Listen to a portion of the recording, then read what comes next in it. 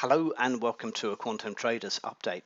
In this video, I'm going to say why I thought we would have a sell-off yesterday and what did I do in my analysis. Well, the first thing was I used the quantum point on this point up here and I just clicked it on the chart like that. And usually the top three levels are my actual angles. Now I'm going to go back and ask the question, why did I use this top here? Well, the reason I used this top is I could see that we had a series of highs which were going down like this. So the assumption was that if we were going to trend down further, we wouldn't actually take out the tops of the swings. And so that's why I was using the last swing point. So this was my trading level here, and that was my line going to the downside.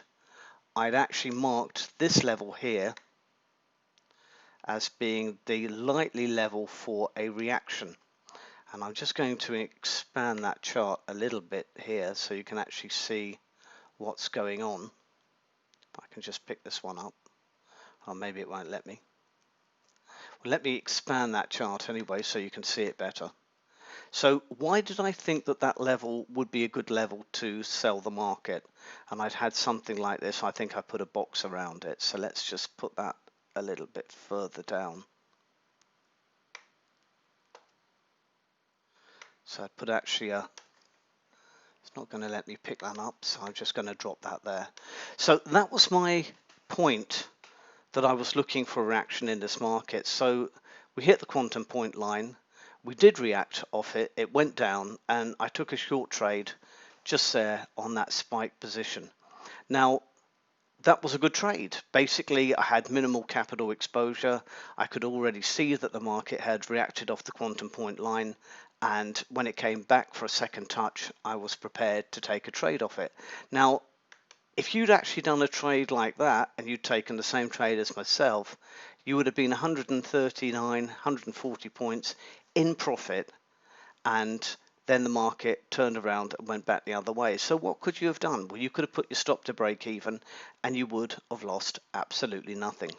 Well, now that we've broken this top up here, I'm still thinking that July is going to be weak. So let's have a look at the larger time frame, because obviously it's going to not react off this one. So I'm going to use this second point here to actually give me my levels.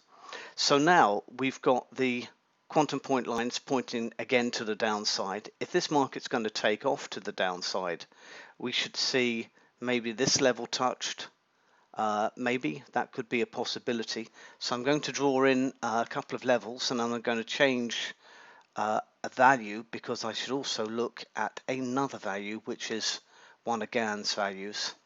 So I'm just going to put those lines in there for starters, and I'm going to shape the quantum point lines, and I'm going to put in a value 0.2. So this will redraw, and when it redraws we can see what's going on. Let's get that in exactly the right place so it draws correctly.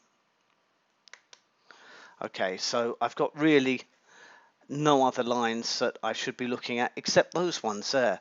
So those are my two quantum point lines that I've drawn into the future now. The question is when? Well, what I did is I used the cycle analyzer to look at the 4-hour chart, and I've got the same lines on this chart here, and the cycle analyzer suggests the 2nd of the 7th at 12 o'clock. Now this is a 4-hour chart, and this is about the minimum time frame you want to put the cycle analyzer on, because if you put it on too small a time frame, you'll be swamped by noise. And if we look back at the previous cycles, did they actually work? Well, we had a high spot here, just a couple of bars away from the high point there, so that worked. Then we had a low here. Now that was just a couple of bars away from that low there. Then we had another high here. That looked again good. Here we got an inversion. Now this does happen, and usually the inversions happen about midway along the cycle. So if I come from this high to this low here, we'll see that the midpoint of this cycle is here, and that's roughly where this cycle swung to the upside. Now when that happens, you know that you're going to get an inversion. Have we passed the inversion point here? Well, the inversion point here would have been on the middle of that cycle point. If we'd had a low here and that was going up and then the market swung down hard, that's possible that that cycle would have then inverted and this high would have become a low. So these are my forecast price levels for today. I'm pretty sure that this is likely to be the day that we're going to get a turn on the 2nd. Could be early, you know, sometimes these cycles are not exactly perfect.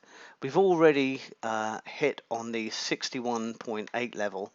Now what I found from experience is 61.8 levels are meant to be broken to the upside, and very often traders will get in at a 61.8 level.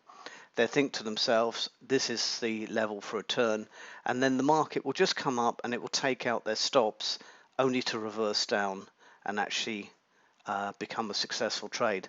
So never ever put your stop just above your entry if you've entered at a 61.8 level. In fact, 61.8 means absolutely nothing, because we can see that the lines, projections down from this top here would suggest that this market could easily touch 3115.65 and not actually have a problem with it. So what would I be looking for to tell me that this cycle is actually in? Well, I'd be looking for a hard push here into this area, which would fail, and that would be a good level for me to look to go short. Or you can wait for the market to touch that line and then form a negative looking candle, down candle, engulfing candle, etc. So that's the analysis for today. It's suggesting that the cycle is possibly going to be on the 2nd of the 7th around 12 o'clock.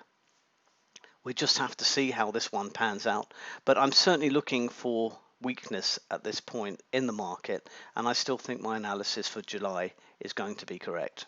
Well, thanks for watching, and tune in next time for another good analysis video. Thanks.